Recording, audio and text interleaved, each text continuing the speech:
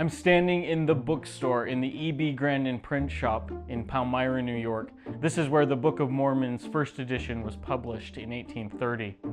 The negotiation for the contract to publish the Book of Mormon took several months. After Joseph Smith had finished the manuscript, he first brought it here to Grandin, who was a well-known publisher in the area. He published a newspaper called the Wayne Sentinel and operated one of the largest print operations in the region. Grandin, who did not believe in the Book of Mormon, initially said no.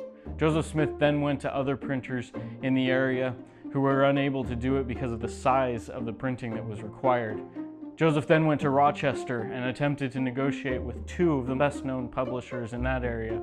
They also refused. Joseph Smith then had to return here to Grandin and again negotiate with him for the printing of the Book of Mormon. Joseph Smith requested 5,000 copies of the book be printed. 5,000 copies was a large print job, and Grandin was one of the few printers capable of doing it. Grandin had two concerns as they began negotiations. One was that he would have sufficient supplies, including paper and type, to accomplish such a large print run, nearly 600 pages when typeset. The second concern was his own reputation. As a result of his concerns, Grandin asked for a larger sum of money per book than would normally be charged for such a large print run. The $3,000 that he quoted them was significantly higher than it would normally cost. There was only one person that Joseph Smith knew who had sufficient assets to cover the $3,000 price tag. That was Martin Harris.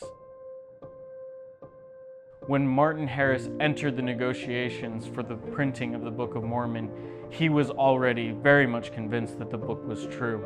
For several years, he'd supported Joseph Smith over the objections of his wife.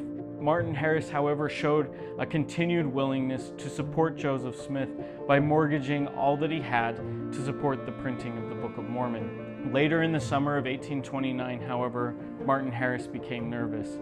He was being asked to give everything he had to the printing of the Book of Mormon. Despite being one of the witnesses, Martin still knew that this could mean sacrificing everything. Martin came to Joseph Smith again, seeking another revelation from God. That revelation, the topic of study for this week, is Doctrine and Covenants, section 19. And again I command thee that thou shalt not covet thine own property, but impart it freely to the printing of the Book of Mormon, which contains the truth and the Word of God.